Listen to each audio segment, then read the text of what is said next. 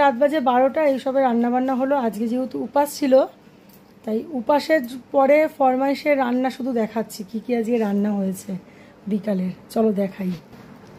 এই যে গরম গরম লুচি জাস্ট করে নিয়ে আসলাম, যেহেতু এটা চাপা দিয়ে রেখেছিলাম ওই জন্য একটু নেতেই গেছে। একদম ফুলকো ফুলকো লুচি, তার সঙ্গে এই দেখো লাল লাল একদম নিরামিষের আলুর দম।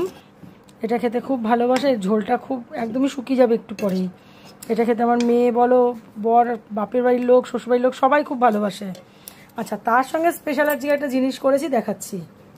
উপাসের জন্য স্পেশাল হচ্ছে এটা, ইনস্টাগ্রাম থেকে দেখেছি এটাকে, ওই জন্য আজকে ট্রাই করলাম বানানোর জন্য। কাচের পায়েস বলে এটাকে, মানে দেখো এই যে বলগুলো, এটা রেসিপিটা কালকে দিয়ে দেবো।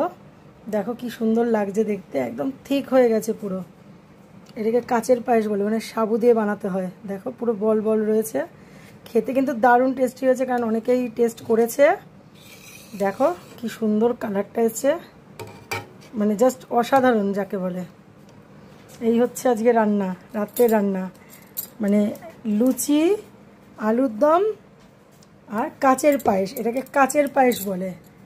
দেখো একটা বলও কিন্তু ভাঙেনি, আমি খুব ভয় পাচ্ছিলাম যে বলগুলো ভেঙে না যায়, তো দেখলাম না ভাঙেনি, ঠিকই আছে। তা কার কার বাড়িতে এরকম উপোস করার পর এত ঝামেলা ঝক্কি পোহাতে হয় একটু কমেন্টসে জানিও আমাকে। আমার তো হয় পোহাতে। চলো রাখি, টাটা, গুড নাইট। ভালো লাগলে লাইক কমেন্ট শেয়ার করে দিও।